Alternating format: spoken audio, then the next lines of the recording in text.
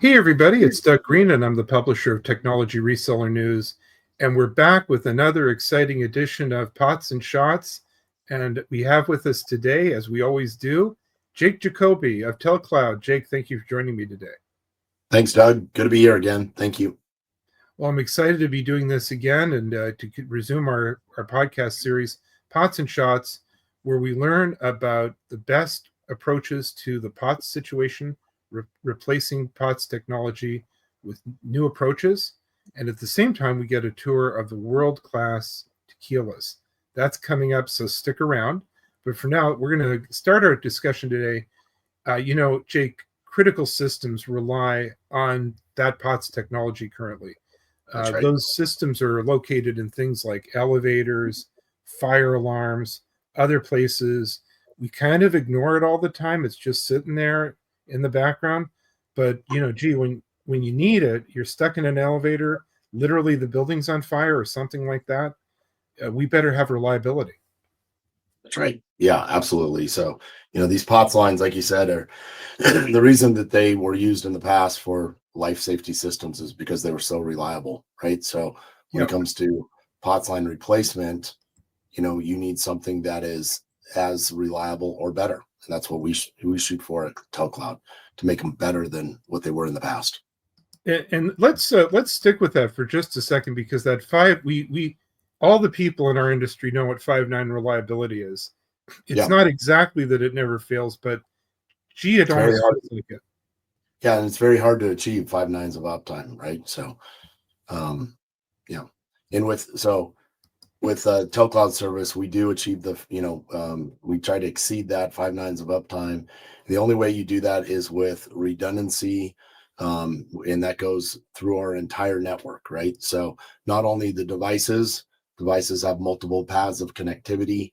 Those devices are sit on premise at the customer's location, but then also the network, right? Back to our data centers and our global data centers.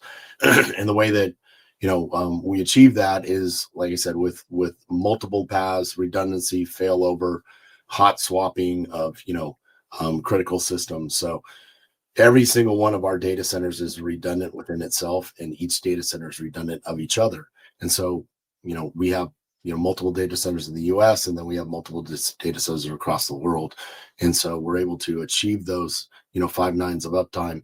And even with cellular connectivity, we typically do that with multiple carriers, and even expand into satellite connectivity. But we've talked in the past about multiple WANs, and so that connectivity is redundant in itself. That's how you do that. Just give me a little bit more of a peek into that, how that actually, that failover works. So what you're saying is there's a system in, when you guys go in and do that replacement, there's first a system there, but if it should fail, then it trips into something else.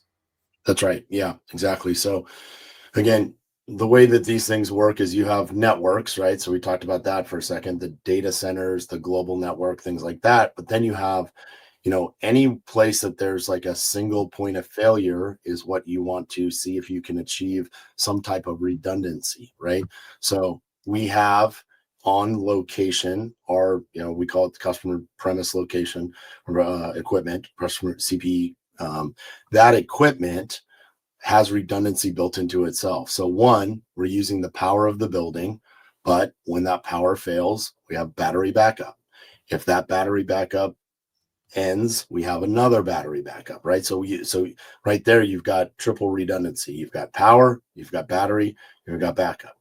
Now you need connectivity. So the way you do that and you achieve redundancy in the connectivity is you've got broadband, you've got satellite, you've got cellular carrier number one, you've got cellular carrier number two.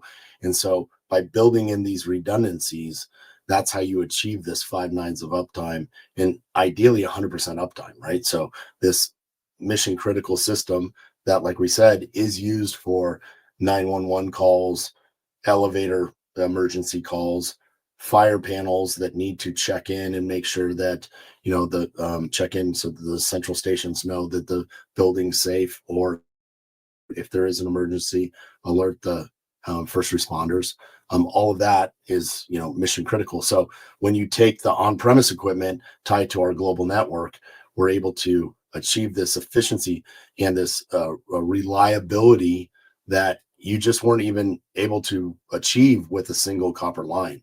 So that's why when I first said about, not only meeting but exceeding, the functionality of what an original POTS line is, that's what we're doing at TELCLOUD. And that's what our resellers can then take to their customers and talk to them about, right? This is not only a replacement, it's an improvement on what they have today. So, Jake, with those multiple layers of redundancy, and with all the different locations that somebody might have to replace, is this still a doable or affordable thing? Yeah, that's a great question, Doug. So it's actually more affordable than the aging infrastructure, right? Really? So because that aging infrastructure, the carriers and they've gone to the FCC and you're trying to get rid of that copper. Copper is very expensive to maintain, and like we talked about in past episodes, those central offices that all the copper runs back to, they're they're only using a very small percentage of them. However, they need to keep them up and running. That's part of the reason they want to shut this down, right? Is why maintain all of that very, very expensive infrastructure and buildings when they're only receiving revenue for a very small portion of what used to be everything was copper. Now it's just like 5 to 10%. So when you move to new technology like the ones that we're talking about with internet technology, cellular, satellite, different types of connectivity, you're able to get the efficiencies out, and you're able to provide these, the better reliability, the better uptime, and you're doing it really at a fraction of the cost, right? The other nice thing about that is that it's a cost that you can count on and is stable so that you can plan on this. The thing about these life safety lines is that they're required by law. So businesses have to have them. It's not a nice to have, it's a have to have. So if you have to have it, you need to have something that you can count on and a cost that can be controlled and you can plan on for the future. Right now, what's happening is that the cost, it continually increases with these legacy systems, and eventually they're just going to go away. So businesses are going to be in a bad situation where their lines are gone. They were paying a very high price. They're eventually going to be turned off, and then they're going to have to scramble for a solution. So what our resellers are out there helping with is they're educating their customers and showing them like, hey, not only is this a better, more reliable solution, it's affordable and it's long term, because as long as you have a building, you're going to need these type of lines to provide these type of services. Let's narrow it down also to, for resellers that are talking especially to people or organizations that are healthcare, education, or public safety. How should they frame the value of a highly reliable POTS line replacement solution? Yeah, I think it's just that. It's just saying, explaining what they had in the past, right? So again, these life safety lines are required. Any of the businesses out there are seeing that pressure of the price, right? The price is increasing, putting more Right. pressure and reliability, right? So it's not only that the price is increasing, but the maintenance isn't being done and eventually they're being shut off, which causes pain within that organization. So what our resellers are doing is simply educating about that. And a lot of times the customer are like, oh yes, we definitely feel that pain, but we don't really have a path to, where there's, how do we deal with this? And so our resellers with TELCLOUD's information and the content that we bring and the education on how the backend systems work can bring that information to those customers, show them this path and show them the solution. And it's very easy. I mean, we've got national fleets of installers. It's full service. We go in there. We have options now where the customers just pay a monthly fee, right? They don't have any upfront cost. They can sign a contract that guarantees their price for many years to come, and it gives them that reliability and consistency and knowledge that they have something that's going to work and that's code compliant. So this is one of those reseller opportunities where actually you're getting the customer to do a necessary and right thing, That's and right. actually you walk in there and save the money. That's right. Absolutely. So there's like Yeah. an immediate ROI that you don't have to wait around for it.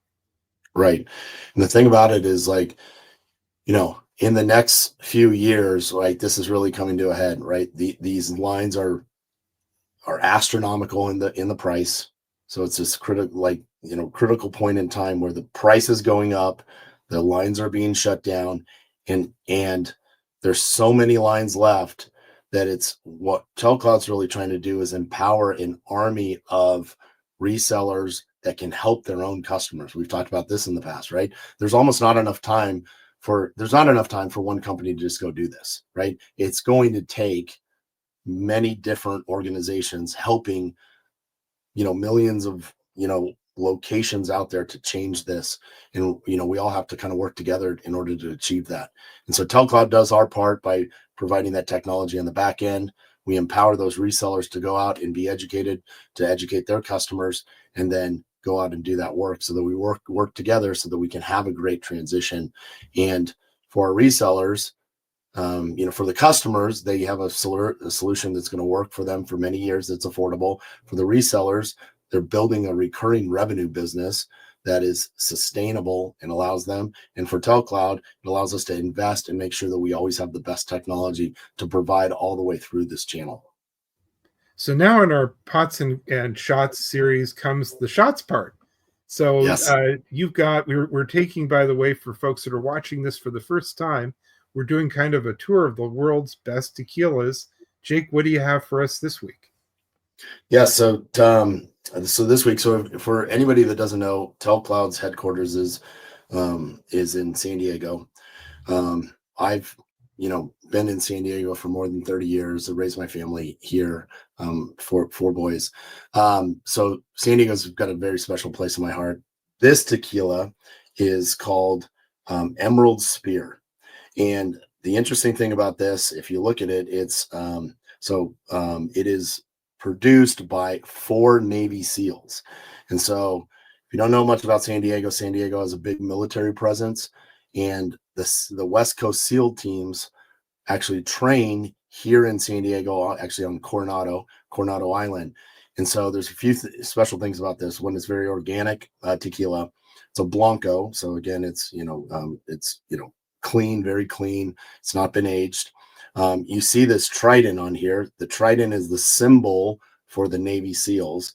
So these 4 Navy SEALs decided to put together a tequila. We're obviously very close to Mexico here, and so there's connections. They have connections to to Mexico and Jalisco, and so they put together this tequila here, very clean. It's called Emerald Spear. Emerald is also the nickname. Emerald City is Coronado. So that's how they got it all together. So you got the spear here for the Navy SEALs. You've got a very clean, amazing tequila. 4 Navy SEALs, close to my heart here in San Diego and the military. So definitely try this out. Highly recommend it. And so that's the tequila for this week. That's really interesting. And as ever, you not only are curating these tequilas, you tell us the story about them. And again, for folks that have not been paying attention to this podcast series until now, it's interesting that you say that it's not aged. So that's actually a good thing in tequila, or can be. It can be, and it's just a different, flavor profile, right? So all tequila starts out as a Blanco, and then you can do different things with it, just like you would a Scotch or a whiskey, or even wine, right? So your wine starts out and you age it in oak barrels.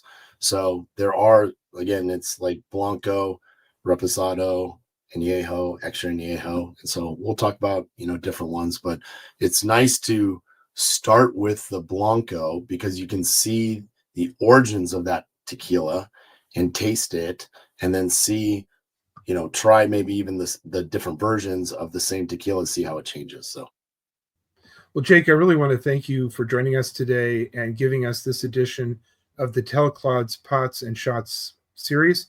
Thank you. I actually, on my own, I wanted to just say I really now better understand how you guys achieve the redundancy at the level that you duplicate the 5.9 reliability that we've always gotten from pots. So that was really interesting, and do it at a lower price than the pots is now being served at.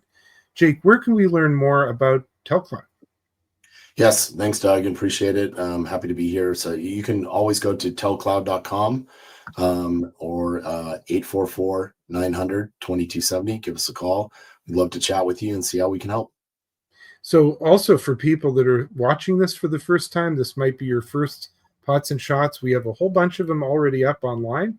at technologyreseller.com, telecomreseller.com. Go visit, click on the podcast. And also we have coming up, our next edition will be Remote Reboot Keeps Networks Running with Less Effort. But for now, thank you very much indeed, Jake, and I'll look forward to the next one. Thanks, Doug. See you next time.